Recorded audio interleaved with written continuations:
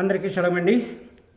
ఇంకొక చిన్న సబ్జెక్ట్ మనం ఈరోజు నేర్చుకుందాం. విషయం ఏంటంటే బైబిల్ క్యాలెండర్.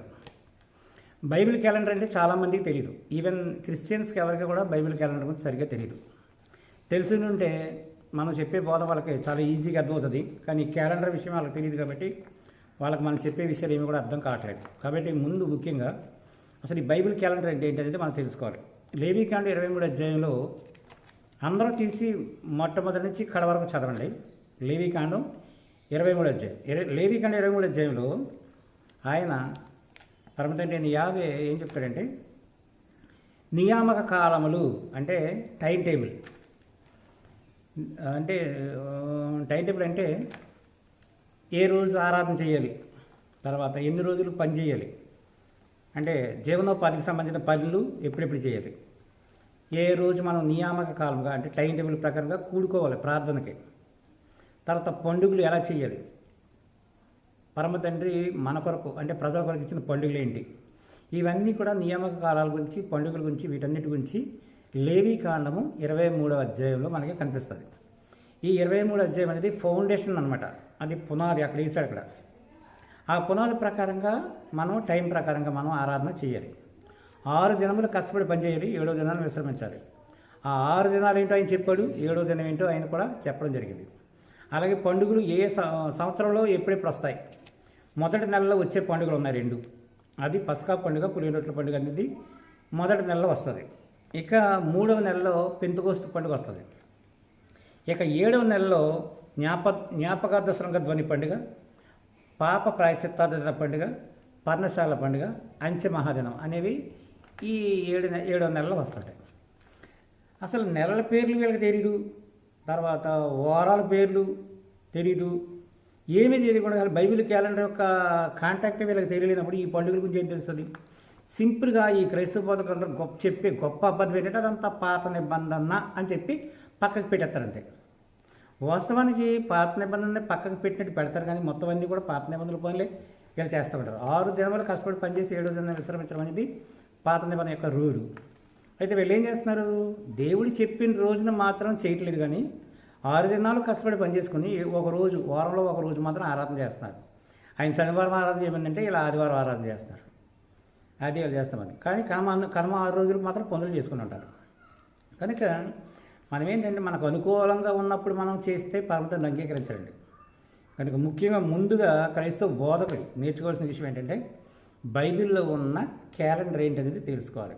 ఈ బైబిల్లో ఉన్న క్యాలెండర్ గురించి వాటి యొక్క నేమ్స్ గురించి చెప్తాను, వాటి రెఫరెన్స్లతో సహా రాసుకుని, అలాగే క్రైస్తవ విశ్వాసాలు కూడా తెలుసుకుని, ఈ విషయాలు మీ పాస్టర్లకే తెలియదండి, మీ బోధకులకే తెలియదు, మీకేం చెప్తారు? కాబట్టి క్రైస్తవ విశ్వాసాలు ఏ డినామినేషన్లో మీరు ఉన్నప్పటికీ కూడా అన్ని డినామినేషన్ వాళ్ళు కూడా కంపల్సరీగా క్రైస్తవ ఇదేంటిది ఈ క్యాలెండర్ గురించి తెలుసుకోవాలి. ఈ క్యాలెండర్ గురించి తెలుసుకుంటేనే కానీ పండుగలు ఏంటో మీకు అర్థం కావు. ఆ పండుగలు ఏంటో, ఆ దినాలేంటో, సామాన్య దినాలేంటో, విశ్రాంతి దినాలేంటో, వారం వారం వచ్చే విశ్రాంతి దినం ఏంటో, సంవత్సరంలో వచ్చే విశ్రాంతి దినాలు ఏంటో, ఇవన్నీ తెలియలేదు. ఇవన్నీ తెలియకపోతే న్యూ టెస్ట్మెంట్ కూడా అర్థం అవ్వడం చాలా కష్టం. ఓకేనా? కాబట్టి ఇప్పుడు బైబిల్ నెలల పేర్లు చెప్తాను, దాని యొక్క రెఫరెన్స్ పేరు కూడా చెప్తాను.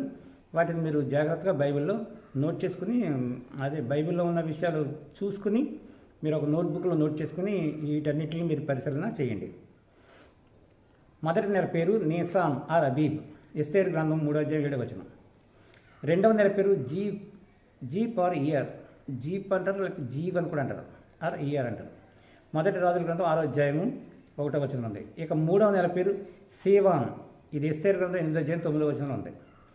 ఇక 4వ నెల పేరు 4వ నెలనే ఉంటుంది, కానీ దాన్ని ఇజ్రాయిల్ యొక్క క్యాలెండర్ తమ్మూజ్ అని రాసి ఉంటుంది. జకరియా గ్రంథం 8వ అధ్యాయం 19వ వచనం. అలాగే 5వ నెల పేరు కూడా ఇర్మియా గ్రంథం 52వ అధ్యాయము 12వ వచనం. 6వ నెల పేరు ఏలూల్, నెహెమియా గ్రంథం 6వ అధ్యాయం 15వ వచనం. 7వ నెల పేరు యాతనీమ్ ఆర్ టిస్రీ అంటారు, ఇది మొదటి రాజుల గ్రంథం 8వ అధ్యాయం 2వ వచనంలో ఉంది. ఇక 8వ నెల పేరు బూల్ ఆర్ మర్హెసెవెన్, ఇది మొదటి రాజుల గ్రంథం 6వ అధ్యాయం 38వ వచనంలో ఉంది.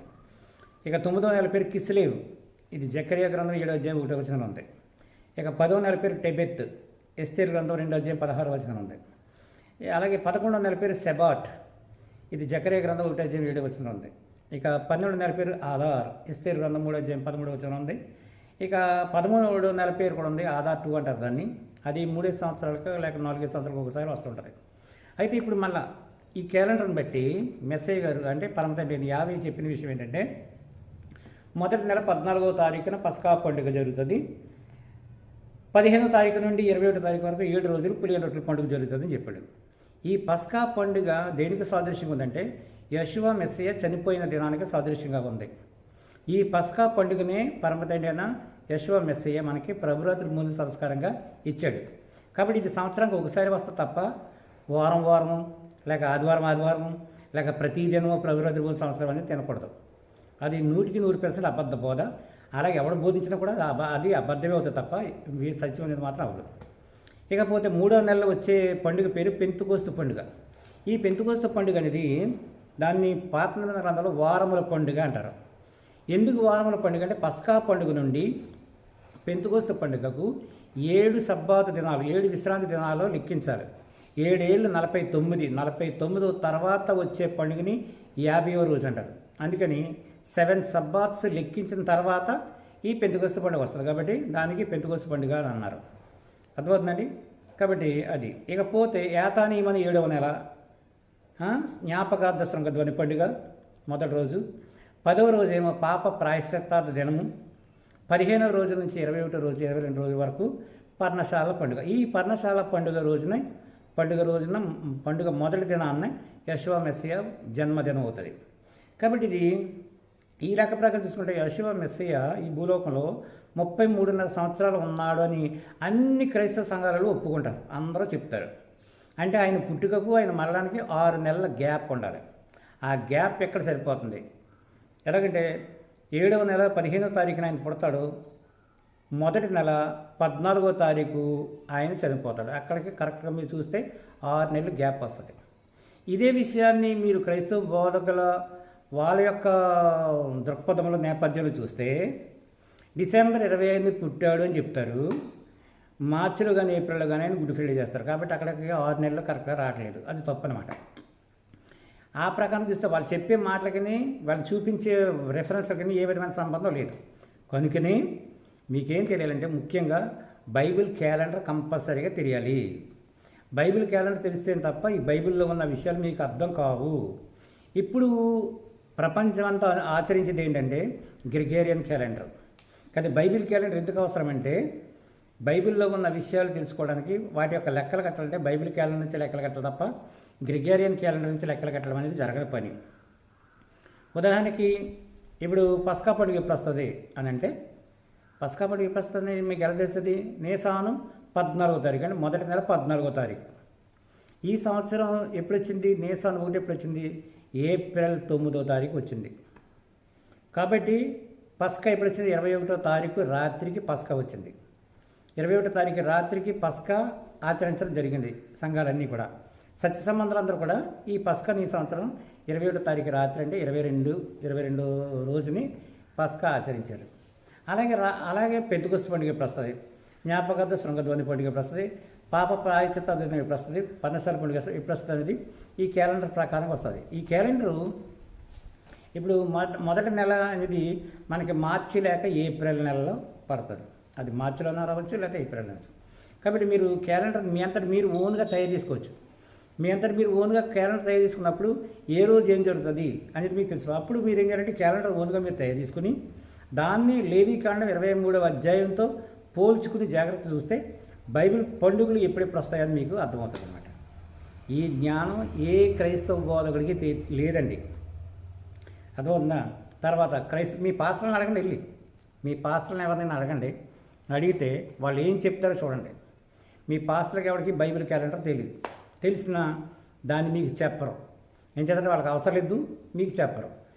మీకు చెప్పకపోవడం వల్ల నష్టపోయేది మీరే కానీ వాళ్ళేమి కాదు. వాళ్ళు ఎలాగా అగ్నిగుండానికి పోతారు, నరకానికి పోతారు, వాళ్ళతో పాటు మీరు పోతారు. బైబిల్ చెప్తుంది గుడ్డివాడికి దారి చెప్తే ఇద్దరు కలిసి గోతులో పడతారని.